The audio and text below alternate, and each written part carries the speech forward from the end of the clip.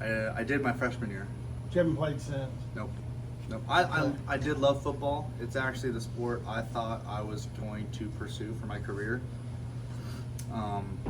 At the time, I was 160 pounds, freshman at Newton High School, and I had a couple concussions in the past, but I had an injury that kind of just took me out for the season. I got a nice scar in here actually, it cut all the way through to my knee, and I was done. But which wasn't even a concussion-related accident, but my dad, both my parents are chiropractors, and people that come into their office, they're hurt for the rest of their life. They're 40 years old and they're never going to be able to move because of football. So I think having that leg injury, I was out for a little bit. My parents were like, they saw the people that were hurt. They didn't see the people that were okay, but they made the decision along with me a little bit. But they're like, hey, no more football. But I include this story in it because my wrestling career, I started wrestling when I was 5 years old, but I never saw success until my sophomore year of high school. Football is the main reason why is, Arnold Schwarzenegger has a saying, like, whenever you have a plan A, he only focuses on plan A. He doesn't put any focus to plan B because then you're just going to take away from plan A. And so, I had two focuses, wrestling and football. In my freshman year, I didn't even qualify for state in wrestling.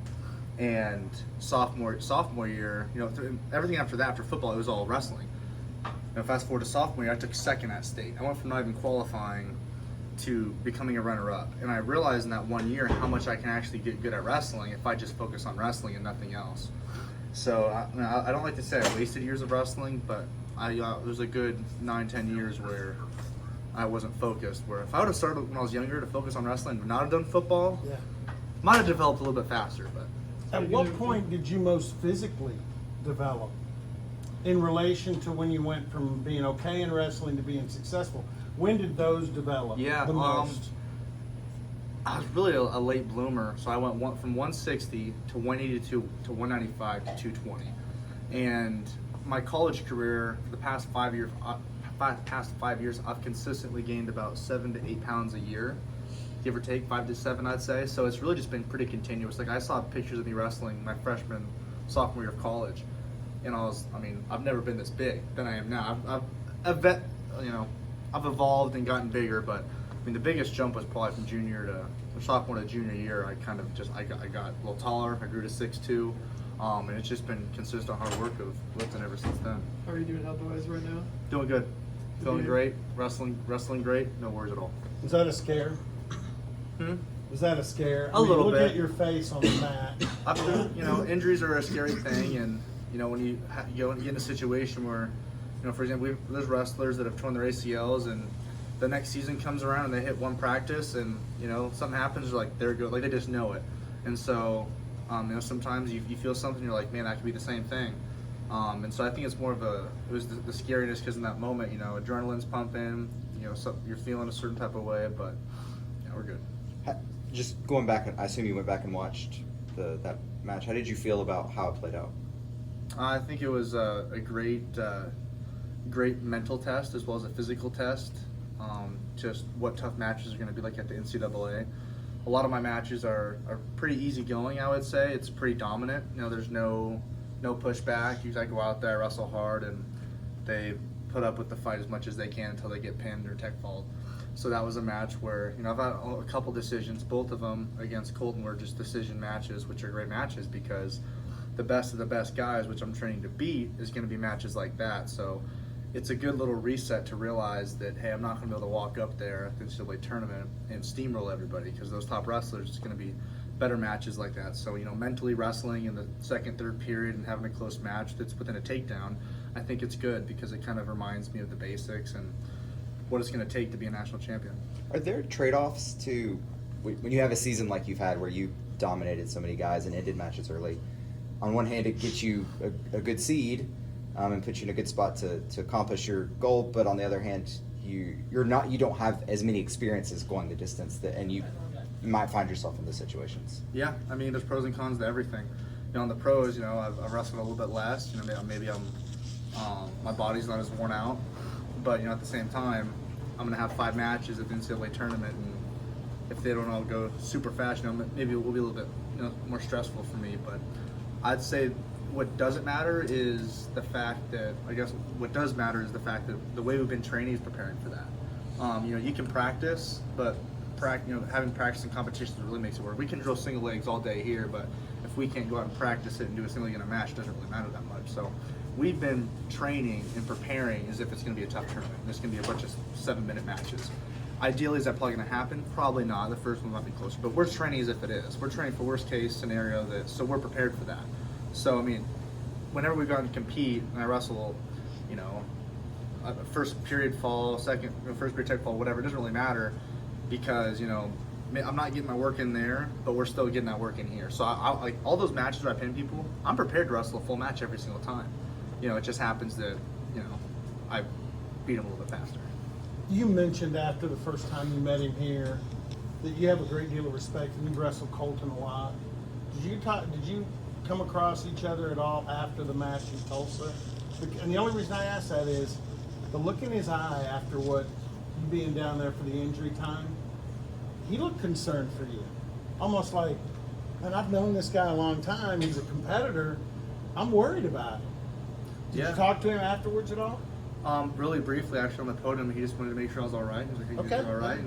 And I think it's important at this level that, some people take it personally, wrestling as a thing of life. Like it's, especially smaller weights, they're mean mugging them because they're trying to mentally do that stuff. I think at heavyweight, for a lot of the guys I know, including Colton, it's like we have a good switch. I'll talk to him. We're buddies off the mat, but we wrestle. We know it's business. He might have been a little concerned or something. I know for me, like whenever I've heard a couple guys, not on purpose, but I was wrestling Ohio State at Las Vegas, and I heard him, and that's the last thing I want. We want good, hard wrestling. That's what we compete for. I love great wrestling. I can have a great match, battle with the guy. You see those best matches. That's the ones where the guys, they stand up, same in UFC, they stand up, they give each other a big hug, and they're like, I respect you, because we can go out and we can go toe to toe and we will compete with each other. That's all we want is good wrestling. That's why we do this sport. So I think we have that mutual respect amongst a lot of us big guys, and it's just like, I don't want to hurt anyone. I want to wrestle a good match. I want to win fair and square. I don't want to win by injury or anything, and I don't think he feels the same. I do think he feels the same way. We want to earn it, and we're not out here to hurt each other. We're just here to compete against each other. So. Wyatt, how much has just in 1 year David's philosophy of coaching, style helped you? Yeah, it's been not just Coach Taylor, but all the coaches. I got 5 new coaches that are able to give different perspectives, and I've learned a lot at Air Force, and we did bring in other coaches, and I did benefit a lot from that. But just in an extra year of having a little bit extra time to train, because this is all just bonus, So it's kind of just been exciting to see what areas that I didn't really think about that I'm developing. I've been pretty close-minded, I think, about wrestling, and I think it's just they were able to fill the gaps where I've been struggling and what I needed to hear to kind of help me expand as a wrestler and think of it more than just scoring points, but hey, staying in a good position for a couple minutes in your stance or when you're on top. Like it's not just an escape or a riding time point. It's holding them down and mentally breaking them, because then the points just flood in. So I think the perspectives have been the most valuable thing that I've been able to add and develop my wrestling. You talk about some of those gaps, maybe years past where you've been struggling. What are those areas, and how specifically have they helped you? It's just everything as a whole. For example, it's the difference between like, hey, getting your stance or getting a good wrestling stance with your, like this, or it's like, hey, getting a good stance with you're blocking with your head, your knees are just a little bit outside your shoulders, you're light on the front of your toe. It's just more descriptive, and it's just the way they'd be able to describe it's just a little bit better. I'm a big, I like to give examples of stuff, whenever I do, I'm like, I'll compare wrestling to football sometimes, just make it easier. And their language of just explaining stuff to me is clicked. Go ahead. I only ask this because I don't know what your Air Force requirements after this entail. But what does that look like after this is over for you? Yeah, so I'm in the WCAP, the World Class Athlete Program, the Air Force WCAP program, and I will be wrestling up until the 2028 Olympics. So they did approve me to wrestle in college because I had eligibility. But let's say I didn't have eligibility. My WCAP career would look as me just choosing a regional training center to train at, go to tournaments, ranking tournaments until 2028 Olympics. And so that's what I'll be doing the next 3 years. But I was just able to get that bonus actually because I was able to say, hey, this wrestling in college is a big deal. Wrestling in NCAA's is a hard thing to do. It's really competitive, and so they kind of understood that this is going to help prepare me for 2028. So I was able to kind of bargain a little bit, like, hey, if you guys let me do this, it's going to pay dividends because I'm going to get to wrestle in college. I get to face these best guys in the country, and I get to face an Olympic champion. It's going to help develop my wrestling. So it really played in perfectly. But I'll be staying here for the foreseen future to stay and wrestle for Pokes Wrestling and just keep wrestling. I don't want to get super Couple more. personal, but did anything that's been going on at Tinker affect you in any way? No, I haven't noticed going to Tinker. Why Federal cutbacks. Oh, no, layoffs. I'm good. Okay. why did you end up going to the Air Force in the first place, and when did like at what point in your life did that become something that you were serious about, I guess? Yeah, I actually never thought I'd ever want to go to the military at all. Really just because I think people go to, the only thing they think of, especially my mom, is war, fighting, and they don't realize it's a lot more than just that. And so when I actually got my letter from the Air Force Academy, I actually threw it away. But my dad, being in his bedroom, heard me say Air Force, and he came screaming. I've never seen him run so fast in his life at 50 years old, but he came sprinting in. It's like, when he heard me say Air Force Academy, did you say Air Force Academy? I'm like, yeah. I'm like, what about it? He's like, what happened? I'm like, oh, I got a letter, I threw it away. He's like, get it, let me read it. And he grabbed it and looked at it. And the backstory on this is my dad wanted to go to the Naval Academy.